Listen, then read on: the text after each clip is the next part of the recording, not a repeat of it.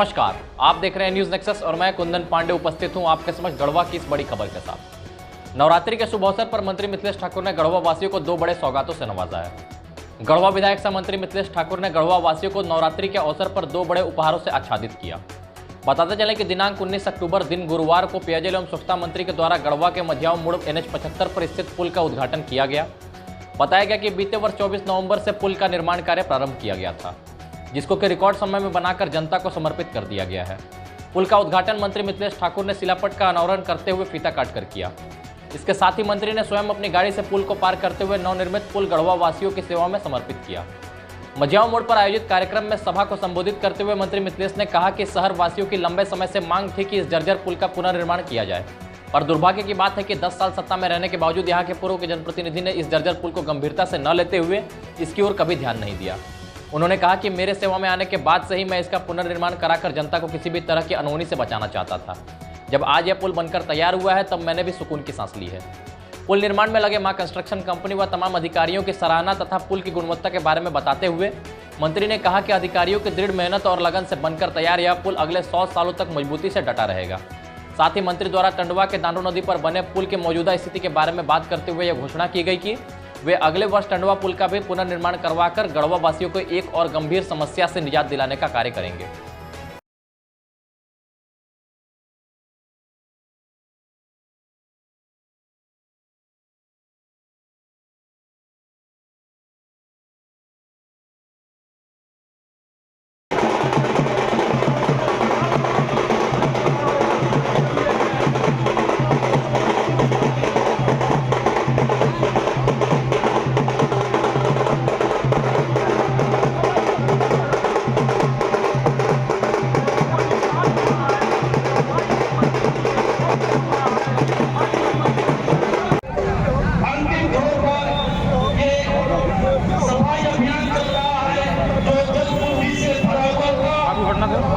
सुंदरीकरण भी हो रहा है।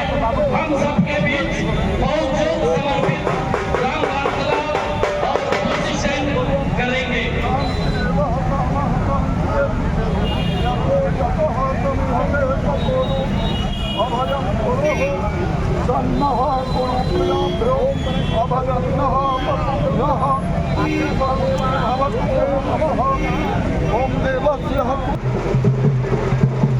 अपने आएंगे धीरे धीरे आराम से हाँ, तो धीरे ही धीरे आएगा।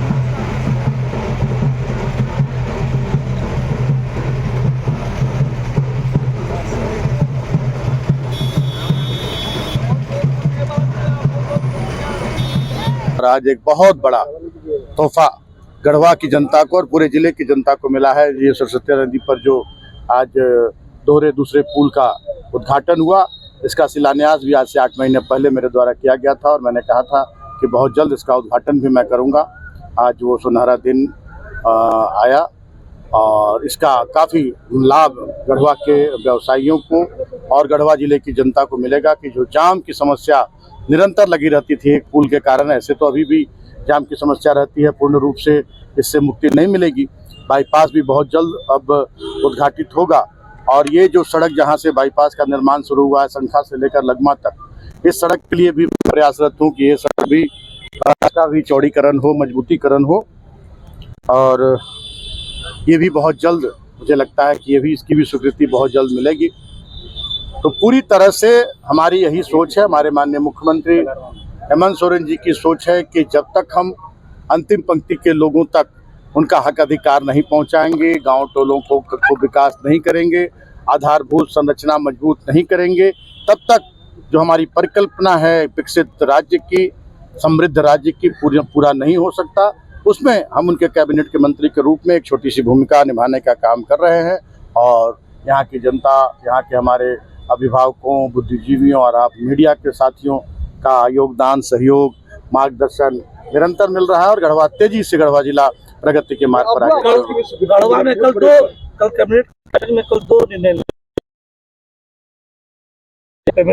देखिए, प्रयास करने से सफलता मिलती है। जलसहियाओं का भी काफ़ी लंबे समय से उनका जो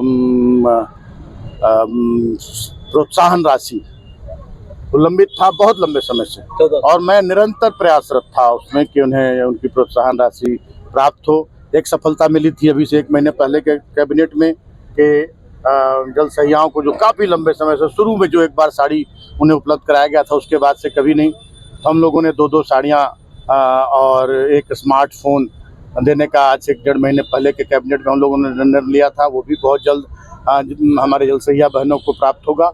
और एक दीपावली का तोहफा माननीय मुख्यमंत्री ने दिया है जल सहिया बहनों को कि जो उनका